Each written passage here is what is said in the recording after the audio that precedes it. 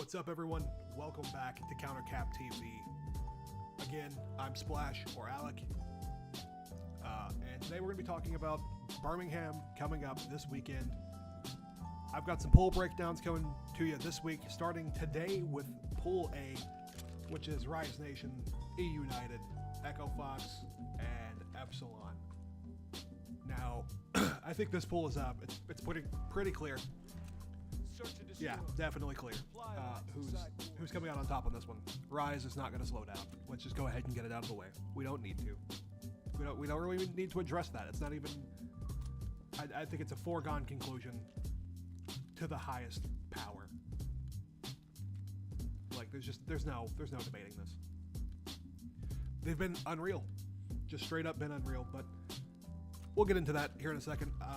We'll have some gameplay playing in the background for you to watch while I go over this stuff. I might pop up some things in the video. I'm not sure yet how I'm going to do this, how I'm going to edit it. But this shouldn't take too long. I think all the information kind of speaks for itself.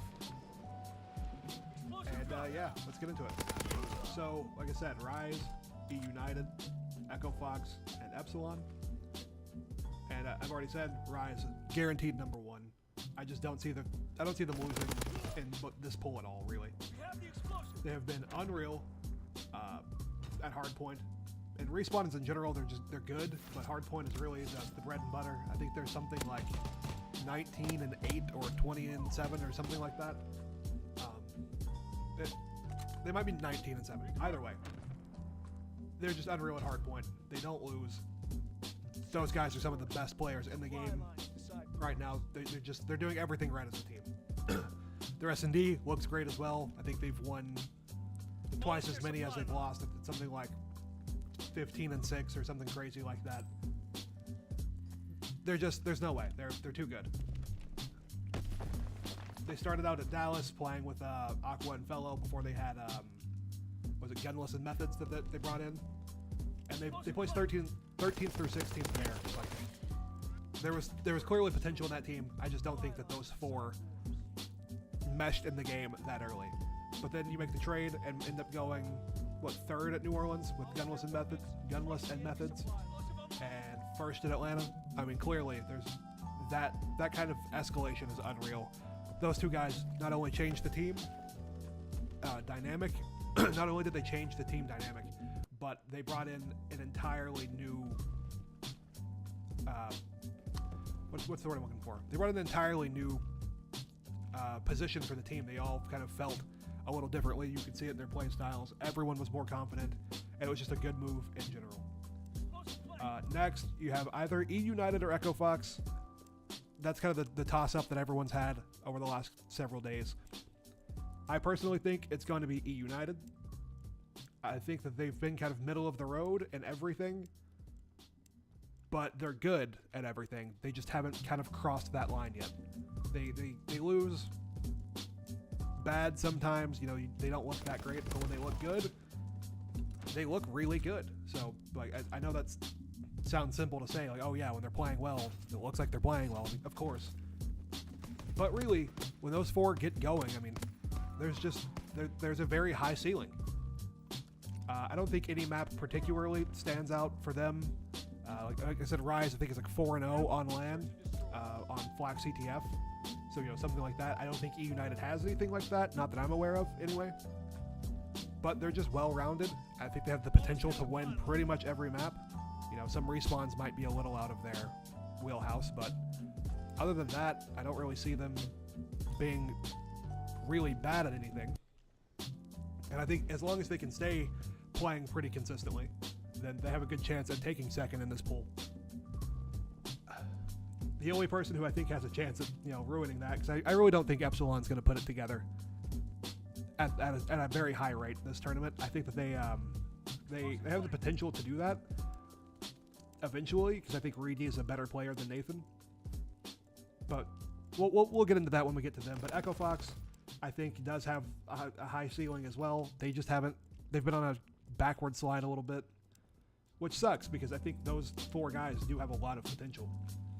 But that original Echo Fox roster got 5th and 6th at Dallas, whatever one. I'm not sure how they determined that.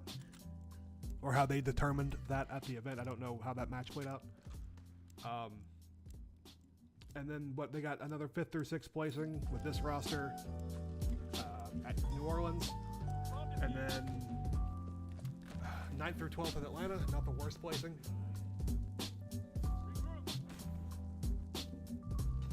So like I said, there's a high ceiling for these guys, but I just don't know how well they'll perform after just having that 9th, 12th placing at Atlanta. I don't think it doesn't look like they're getting better. They might actually be getting slightly worse, but that could just be a streak thing. Maybe they'll break out of it. Maybe it's a slump. I don't know. But right now, they just do not look very good. We'll see, though. Like I said, those 4 guys, they can make it happen. It's just do they start out hot? Can they keep going? I don't know where they've went wrong. It looked like they were playing very well in the early part of the game after they made the team switch. After they settled on this roster, they looked like they were playing at a pretty good level. But all in all, right now, they're just underperforming, and I don't know that this is the event that we see them break out of it. It is what it is. Now, moving on to Epsilon, like I already said earlier in the video, I think that Reedy is a better player than Nathan. I don't think that they've had a proper amount of time to get used to playing with Reedy yet. And Epsilon, to start with, was not that great of a team all year long. I think they got the 13th through 16th slot at Dallas, and then like top 20 maybe, or top 25 or something like that at New Orleans. And then because of Nathan's no-show, they didn't even play at Atlanta, if I'm not mistaken. Lightning Pandas took their place in pool play because of all that, and I think that also probably put a little fire underneath Epsilon. So I hope that they do come out firing. You know, I think they have a good chance of improving. I think, like I said, overall they are a better team than when they had Nathan, but I don't know that they've had enough time for this to be the event where we see an actual uptick. I would say probably another 13th through 16th spot for these guys if I had to predict their outcome on the full event. And depending on who gets put in their open bracket spot in their pool, maybe they have an okay pool play, but I just don't see them beating Rise. Definitely not happening. I think they have potential to beat E United and Echo Fox. I just don't know that they will, and that's hard to make a judgment call on, because I think E United's been getting better over the course of this game.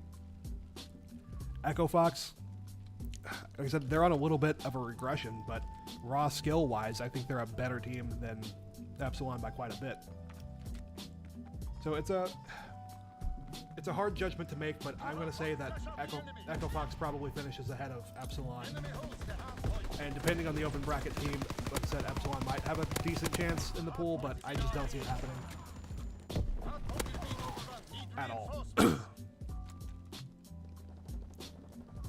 Again, I think it all depends on who the open bracket team is.